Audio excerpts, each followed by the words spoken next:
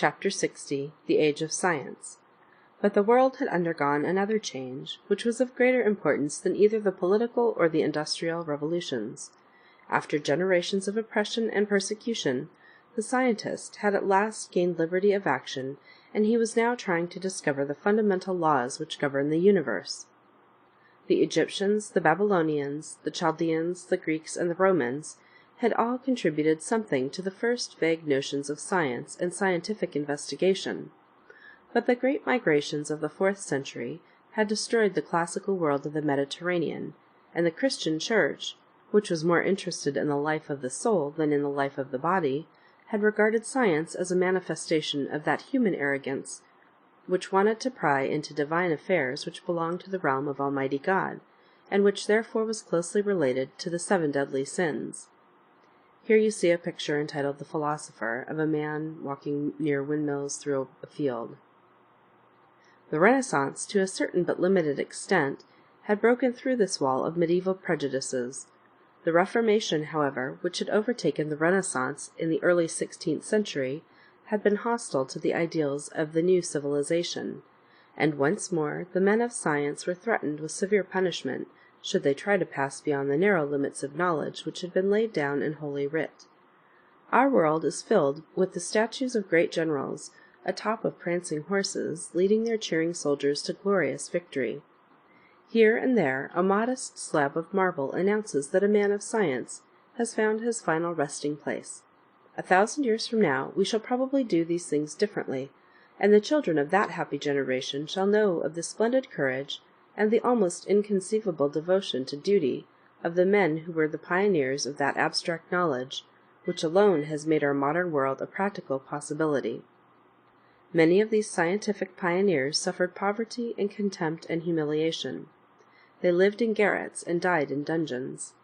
They dared not print their names on the title pages of their books, and they dared not print their conclusions in the land of their birth, but smuggled the manuscripts to some secret printing shop in Amsterdam or Haarlem. They were exposed to the bitter enmity of the Church, both Protestant and Catholic, and were the subjects of endless sermons, inciting the parishioners to violence against the heretics. Here and there they found an asylum. In Holland, where the spirit of tolerance was strongest, the authorities, while regarding these scientific investigations with little favor, yet refused to interfere with people's freedom of thought. It became a little asylum for intellectual liberty, where French and English and German philosophers and mathematicians and physicians could go to enjoy a short spell of rest and get a breath of free air. In another chapter I have told you how Roger Bacon, the great genius of the 13th century, was prevented for years from writing a single word, lest he get into new troubles with the authorities of the Church, and 500 years later the contributors to the great philosophic encyclopedia were under the constant supervision of the French gendarmerie. Half a century afterwards, Darwin, who dared to question the story of the creation of man as revealed in the Bible, was denounced from every pulpit as an enemy of the human race. Even today, the persecution of those who venture into the unknown realm of science has not entirely come to an end. And while I am writing this, Mr. Bryan is addressing a vast multitude on the menace of Darwinism, warning his hearers against the errors of the great English naturalist. All this, however, is a mere detail.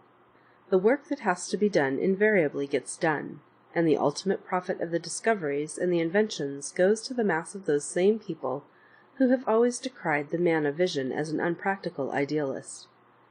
The 17th century had still preferred to investigate the far-off heavens and to study the position of our planet in relation to the solar system. Even so, the Church had disapproved of this unseemly curiosity, and Copernicus, who first of all had proved that the sun was the center of the universe, did not publish his work until the day of his death. Galileo spent the greater part of his life under the supervision of the clerical authorities, but he continued to use his telescope and provided Isaac Newton with a mass of practical observations, which greatly helped the English mathematician when he discovered the existence of that interesting habit of falling objects, which came to be known as the law of gravitation. Here you see a picture of a man standing in the corner of a very large hallway, and it's entitled Galileo. That, for the moment at least, exhausted the interest in the heavens, and man began to study the earth. The invention of a workable microscope, a strange and clumsy little thing, by Anthony van Leeuwenhoek, during the last half of the 17th century, gave man a chance to study the microscopic creatures who are responsible for so many of his ailments. It laid the foundations of the science of bacteriology, which in the last 40 years has delivered the world from a great number of diseases by discovering the tiny organisms which cause the complaint. It also allowed the geologists to make a more careful study of different rocks, and of the fossils, the petrified prehistoric plants, which they found deep below the surface of the earth. These investigations convinced them that the earth must be a great deal older than was stated in the book of Genesis, and in the year 1830 Sir Charles Lyell published his Principles of Geology, which denied the story of creation as related in the Bible, and gave a far more wonderful description of slow growth and gradual development. Here you see a picture of a blimp high up in the sky, and it's entitled the dirigible, which is another name for a blimp. At the same time, the Marquis de Laplace was working on a new theory of creation, which made the earth a little blotch in the nebulous sea out of which the planetary system had been formed, and Bunsen and Kirchhoff, by the use of the spectroscope, were investigating the chemical composition of the stars and of our good neighbor the sun, whose curious spots had first been noticed by Galileo. Meanwhile, after a most bitter and relentless warfare with the clerical authorities of Catholic and Protestant lands, the anatomists and physiologists had at last obtained permission to dissect bodies, and to substitute a positive knowledge of our organs and their habits for the guesswork of the medieval quack. Within a single generation, between 1810 and 1840, more progress was made in every branch of science than in all the hundreds of thousands of years that had passed since man first looked at the stars and wondered why they were there. It must have been a very sad age for the people who had been educated under the old system, and we can understand their feeling of hatred for such men as Lamarck and Darwin, who did not exactly tell them that they were descended from monkeys, an accusation which our grandfathers seemed to regard as a personal insult, but who suggested that the proud human race had evolved from a long series of ancestors who could trace the family tree back to the little jellyfishes who were the first inhabitants of our planet.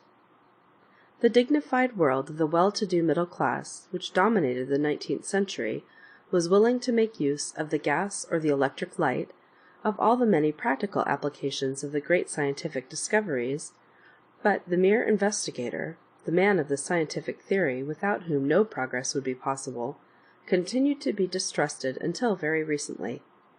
Then at last his services were recognized. Today the rich people who in past ages donated their wealth for the building of a cathedral construct vast laboratories where silent men do battle upon the hidden enemies of mankind, and often sacrifice their lives that coming generations may enjoy greater happiness and health.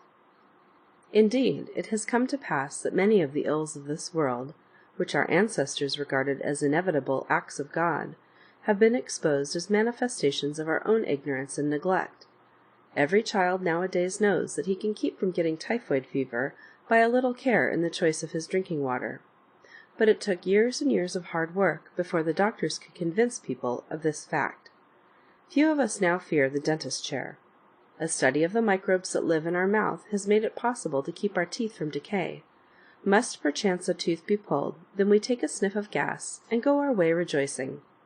When the newspapers of the year 1846 brought the story of the painless operation, which had been performed in America with the help of ether, the good people of Europe shook their heads.